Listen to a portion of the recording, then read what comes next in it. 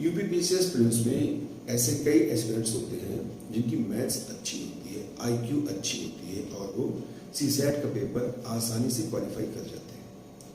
हम बात उनकी करेंगे जिनकी मैथ्स अच्छी नहीं है, जिनकी आईक्यू अच्छी नहीं है, जिनकी भाषा पर पकड़ अच्छी नहीं है, उनकी जीएस बहुत अच्छी है, वो जीएस में बहुत अच्छा परफॉर्मेंस करके आते हैं लेकिन सीसैट में फेल हो जाते हैं।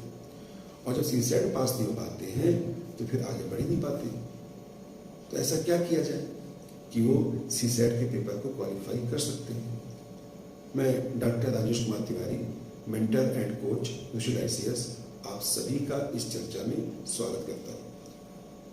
पहले सीसैट के पेपर की नेचर को समझिए।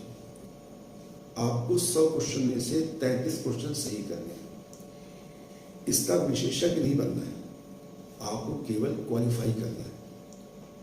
तो एक अवधारणा यह है कि 100 क्वेश्चन पूछे जा रहे हैं, जैसे तैसे मैं 33 पे पहुंचा ही दूंगा, या 100 क्वेश्चन पूछे जा रहे हैं, मैं ज्यादा से ज्यादा अटेम्प्ट करूंगा, कुछ तो सही होगा।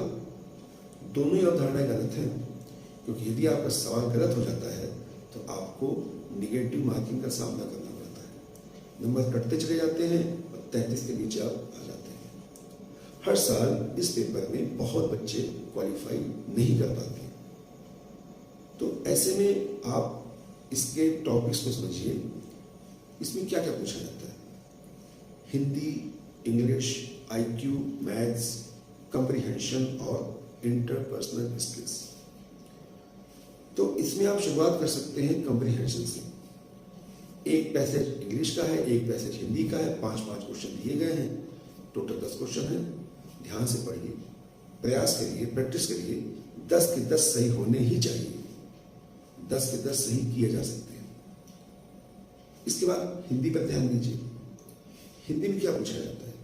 जितने भी पर्यायवाची, वाक्यांश, तत्सम, तद्भव, ये तमाम जो टॉपिक्स दिए गए हैं, एक मानक किताब आप लेते हैं, उस पर मेहनत करते हैं, उन शब्दों को, उन शब्दावलियों को याद करते हैं, तो आप 15 क्वेश्चन हिंदी के पूछे जाते हैं, 10 आप सही करके आएंगे।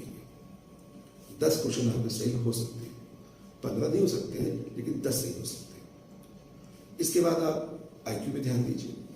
ठीक है, आपकी आईक्यू कमजोर है, लेकिन एक सिंपल सी किताब आप ले लीजिए जिसमें सभी विषय दिए गए हैं।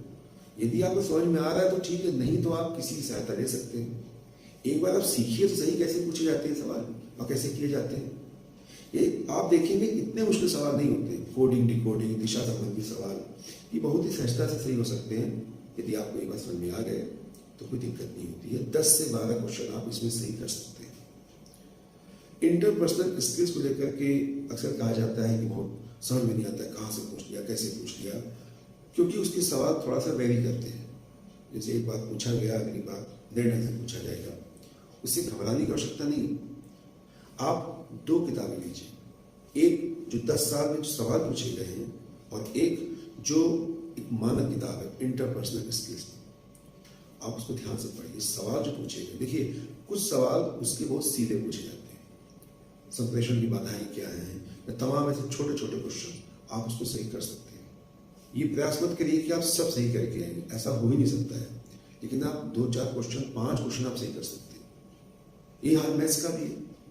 आपको मैथ्स नहीं आती, कोई बात नहीं, लेकिन कुछ कैलकुलेशन तो आपको आती है, मतलब आप सिंपल कैलकुलेशन कर सकते हैं ना। तो कुछ सवाल ऐसे भी होते हैं, नॉर्मल ढंग से आप उसको सही कर सकते हैं।